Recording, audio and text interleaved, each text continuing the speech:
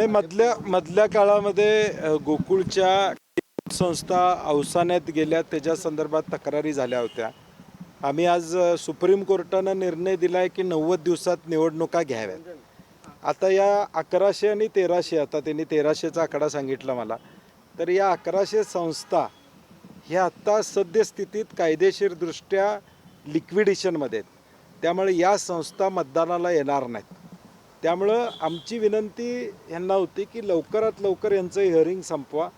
समजा सुप्रीम कोर्टाच्या निर्णयाप्रमाणे 90 दिवसात जर इलेक्शन लागली तर या 1100 संस्था मतदानाला आल्या पाहिजेत, ही आमची प्रामुख्यानं भूमिका आहे. म्हणून आम्ही आज त्यांना विनंती केली की हे हिअरिंग लवकर संपवा, निकाल लवकर द्या, जेणेकरून या 1100 संस्थांच्या मताचा अधिकार अबाधित राहील. नाहीतर शासन आत्ताची कायदेशीर परिस्थिती बघितली तर या 90 दिवसाच्या प्रक्रियेमध्ये या संस्था येऊ शकत नाहीत. या 1100 संस्था मतदानाला येऊ शकत नाहीत कायदेशीर बघितलं तर. त्यामुळे आमची विनंती आहे की लवकरात लवकर हिअरिंग संपवा आणि या 1100 संस्था 100% मतदानाला येतील, एवढी आमची अपेक्षा आहे. संस्था कोणाचे आहेत ते आम्हाला त्याच्याशी घेणदेण नाही, परंतु लोकशाहीमध्ये मताचा अधिकार राहिला पाहिजे त्या संस्थेचा, ही आमची भूमिका आहे. प्रशासकांची देखील भेट घेतली आणि गेल्या 15 वर्षातल्या कारभाराची चौकशीची मागणी किंवा माहिती मागवलेली आहे. आता काय ते महायुतीत काय काय चाललंय तुम्हाला माहीत आहे. तिथे 2 गटातले वेगवेगळे वाद त्या ठिकाणी चालू आहेत आणि म्हणून आमची विनंती एवढीच आहे की लवकरात लवकर निवडणुका घ्याव्यात, या 1100ला न्याय मिळावा, ही आमची प्रामाणिक भूमिका याच्या पाठीमागची या ठिकाणी. आता त्यांचा काय वाद चालला आहे, आता त्यात ते एकमेकाशी वाद घालायला लागलेत. त्यामुळं आता ते लोकही बघतायत, कोल्हापुरातली जनता, की काय वाद चालू आहे तो. नाही नाही नाही, तसं काही नाही आहे. आम्ही आत्ता देखील त्यांच्याशी बोललो, त्यांनाही मर्यादा आहेत. दररोज 100 सुनावण्या घेणं, त्याचे निकाल लावणं, त्यांनाही मर्यादा त्या ठिकाणी आहेत. आणि हायकोर्टानं त्यांना 80 दिवसाचा कालावधी दिलेला आहे. अजून 70 दिवस शिल्लक आहेत त्यांच्याकडं. या 70 दिवसात त्यांचा निर्णय लागेल अशी आम्हाला खात्री आहे. 90 दिवसांपेक्षा अधिक टाइम मागण्यासाठी सर्वोच्च न्यायालयात जाणार आहे. नाही, हे 1100 संस्था मतदानास पात्र करायचे असतील, यांचा हक्क अबाधित ठेवायचा असेल तर या 90 दिवसात होईल असं मला काय वाटत नाही. नरेंद्र मोदींनी काटकसरीचं आवाहन देशातल्या जनतेला केले. पेट्रोल डिझेल जपून वापरा, सोबत खरेदी करू नका, अशा पद्धतीचे एक आवाहन त्यांनी देशवासियांना केले. काय नेमकी परिस्थिती आणि हे फसलेलं परराष्ट्र धोरण आहे. अमेरिकेच्या दबावाखाली, ट्रम्प ॲडमिनिस्ट्रेशनच्या दबावाखाली भारत सरकारनं केलेला करार, याचा हा परिणाम या ठिकाणी आहे.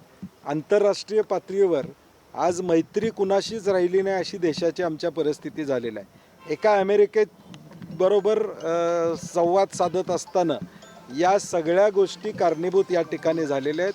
आणि आपण बघितलं असेल की टॅक्सच्या संदर्भात ज्यावेळी परराष्ट्र मंत्र्यांना विचारलं गेलं की या टॅक्स संदर्भातला निर्णय झालेला आहे का, ते म्हणले मला माहीत नाही, कॉमर्स मिनिस्ट्रीला विचारा. म्हणजे ह्यातूनच लक्षात येतं की भारतातल्या 2 प्रमुख मंत्र्यांना एकमेकाकडे बोट दाखवलं. हे जे विस्कटलेलं धोरण आहे त्याचा परिणाम आता भारतातल्या सामान्य नागरिकाला या ठिकाणी व्हायला लागलेला आहे. थेट अशा पद्धतीने आवाहन करण्याचे परिणाम देखील होऊ शकतात किंवा पेट्रोल डिझेलचे दरवाढ होणार आहे म्हणून हे अशा प्रकारचं बेस तयार केला जातो. नाही, आता सिलेंडरचा दर वाढला, वेस्ट बेंगालची निवडणूक झाल्या बंगालच्या निवडणुकीनंतर ताबडतोब वाढला. पेट्रोल डिझेल देखील आज तुटवडा आहे. परंतु ज्यावेळी इम्पोर्ट केलं जात होतं क्रूड ऑइल, ज्यावेळी ती किंमत कमी होती, त्याचा बेनिफिट ग्राहकाला या देशामधल्या 5-7 वर्षामध्ये मिळाला.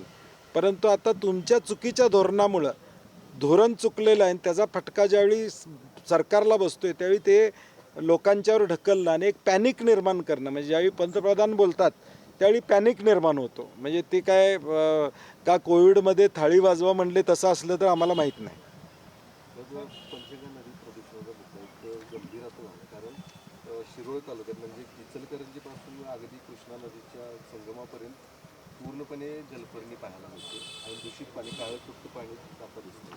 कसं आहे, सरकारनं मला वाटते मागच्या वेळी देखील आम्ही काही DPR तयार केले होते. इचलकरंजीमधनं जे प्रदूषण या ठिकाणी होते त्याच्या संदर्भातला देखील त्यांना जागा मिळावी, तिथं ETP प्लांट तयार करावा या पद्धतीचा प्रस्ताव पूर्वीच्या काळामध्ये होता. परंतु नेमकं त्याचं काय झालं माहीत नाही. परंतु सरकारनं त्यामध्ये ताबडतोब या ठिकाणी क्विक ॲक्शन त्या ठिकाणी घ्यावी, कारण की आता पाण्याचा तुटवडा आहे आणि या परिस्थितीमध्ये ते प्रदूषित पाणी पुढच्या गावांना या ठिकाणी जाते. त्यामुळे सरकारनं यात दक्षता घ्यावी. आता ट्रिपल इंजन सरकार आहे, तिघांचीच भांडणं मिटत नाहीत, त्यामुळं नागरी समस्याकडे त्यांना बघायला वेळ मिळतोय का नाही मला माहीत नाही. परंतु तिघांची भांडणं तुम्ही कॅबिनेटमध्ये मिटवता, तसं आता लोकांचे प्रश्न मिटवा अशी आमची विनंती आहे. चला.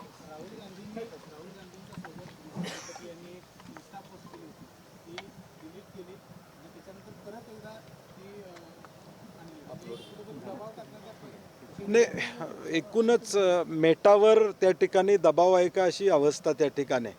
कारण की अल्गोरिदम म्हणजे राहुल गांधींचा एखादा व्हिडिओ हा कोट्यावधी लोकांच्या जवळ ज्यावेळी पोचतो त्यावेळी अचानक तो थांबला जातो, तो दिसत नाही, तो टाईमलाईनवर दिसत नाही. ही धास्ती का एवढी घेतली गेलेली आहे मला कळत नाही सरकारला. म्हणजे लोकशाहीमध्ये सोशल मीडिया एक मोठं शस्त्र आहे, प्लॅटफॉर्म आहे.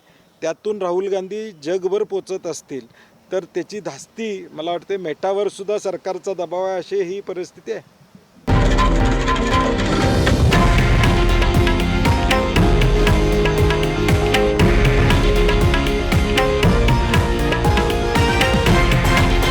हे आहे देशातील नंबर 1 न्यूज नेटवर्क आणि आपण पाहत आहात TV9 मराठी, एकमेव.